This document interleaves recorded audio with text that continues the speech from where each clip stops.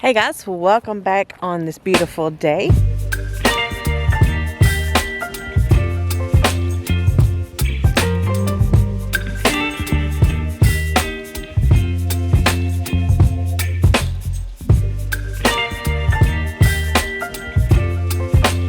We are talking mulch today on the Homesteading for Free series. So one of the first videos that I brought to you was on wood chips. Wood chips are so versatile all over the farm or the homestead. You can use them in your animals. You can leave them, let them break down and use compost. That would take a while to do, but you can do that if you want.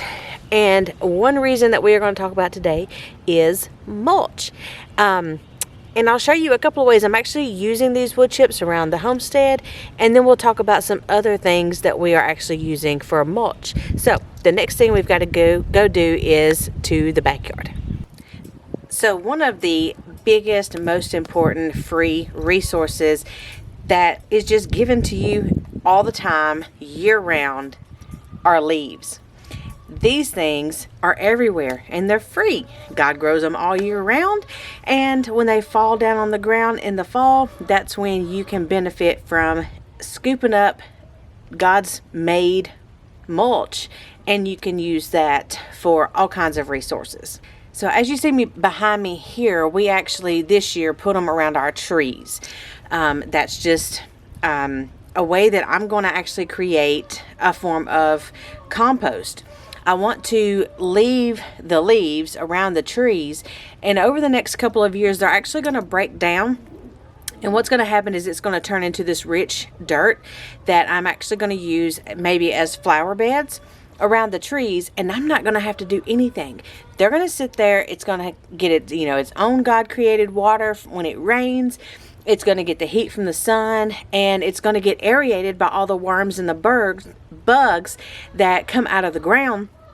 So I'm not going to have to do anything. All I have to do is have patience and wait for this mulch that fell from that tree, and it's going to turn into flower beds one day.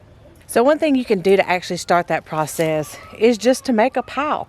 We have a pile of leaves here that was kind of in the way as we were putting in this shed, and so we just raked them all back here, and we can now come and get these and use them wherever we want to. We can put them in the chicken run, we can put them on the garden, we can use them as any kind of a weed barrier mulch system that we want to all over the farm. Anywhere we don't want weeds to grow, or anywhere we need some kind of cushion or coverage or anything like that, leaves is a good option that is free. They're everywhere, so use them up.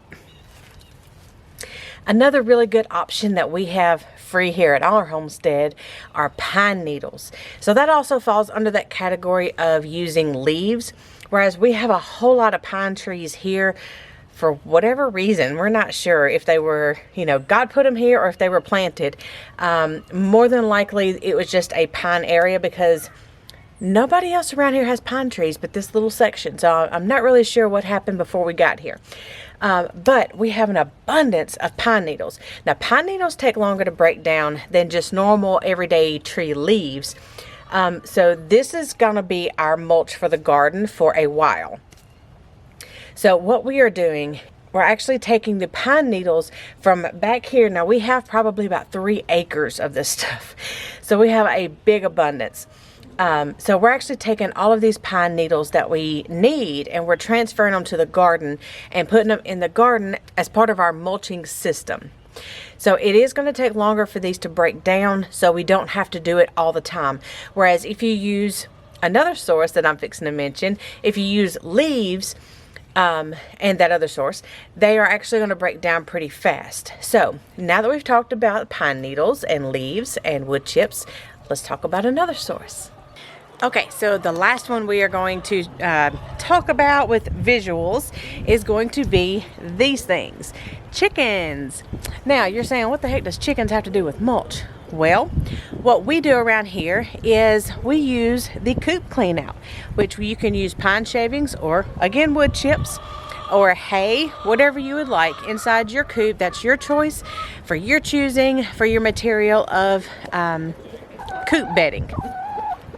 But what we do is we actually use hay just because it's another free resource, and I can touch on that subject in another video. But we actually use, hey, shh, be quiet. We actually use hay in ours. So what we, hey. So what we do is we take the hay bedding from our coop and we actually put it in the run. Now whenever we clean out the run here, probably in 2 or 3 weeks or so, something like that. There's no time frame around here. We just do it when we can. But what we do is we take it out. We go ahead and we take all of the hay out that has not decomposed, and we actually put it straight on our garden. Now, like I said in my last video, you want to keep it 4 to 6 inches away from your plants, or it will be a little too hot because of the chicken manure, and it can burn your tender small plants. So what we do is we put it in the little ditches between the rows, and that is sufficient enough to be able to get those nutrients. Now what happens is when it rains, the rain washes all of the good animal waste, which is fertilizer, down into the soil, and the hay or wood chips or pine shavings, whatever you use, stays on top, and that acts as a mulch barrier for that season.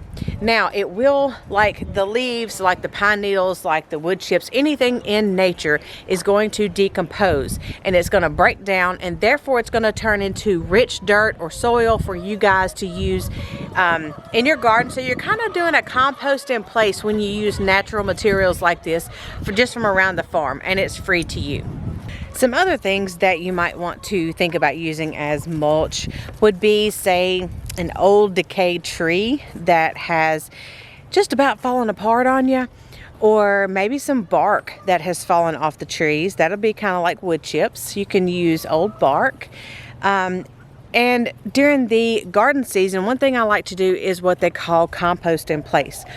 Now, compost in place is going to be where, say, if you have brassicas like your broccoli, cauliflower, cabbages, and you know those extra leaves on the bottom?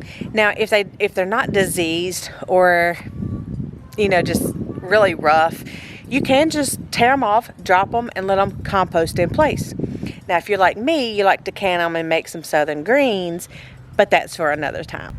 So guys, I hope this gives you some inspiration. Let me know what you guys use as mulch, because there's always some kind of ideas out there that not everybody thinks about.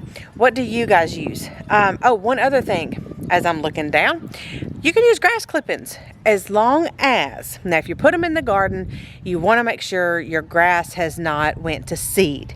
Once it goes to seed, if you collect your grass clippings, all you're doing is putting grass seeds in your garden. So you don't want to do that. But if it's early like this and this stuff is not going to seed, you can take your grass clippings and put them in your garden. And that's going to be part of your nitrogen green compost or mulch that you're putting on your garden. And that again is going to compost down and create that extra layer of dirt.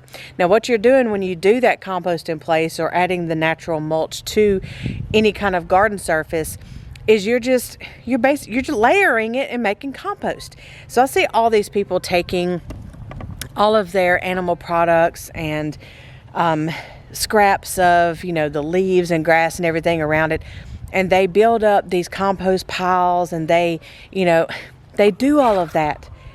But in my opinion, if you want to make great compost, just put it on your garden and let it do its thing. You don't have to make some big system unless you want to get all scientific and keep up with the temperature and the moisture and humidity and all that stuff. Put it on your garden. God's going to take care of it, because he's been doing it a lot longer than you guys have. And one more tidbit, but when you do that, it also brings the worms out of the ground. So in turn, what you're doing is basically making a worm farm.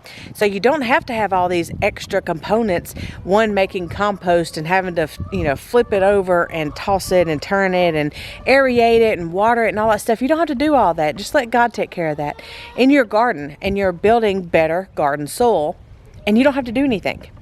And then again, you don't have to create all these systems for your worm farm, because if you put all the kitchen scraps and put all of nature's goodness on your garden and just let it do its thing, God's going to take care of that too. God's going to bring those worms up. He's going to feed them from the earth, and then he's going to let them do their thing. So you just basically put 3 systems in one and let it be. Let God take care of that for you. So I hope you enjoyed this. Leave some comments down below what you guys do, what you guys use as mulch. Give others inspiration and share the video out. If you're not subscribed already, go ahead and click the subscribe button. Give me a thumbs up. We'll see you on the next one. Bye, guys.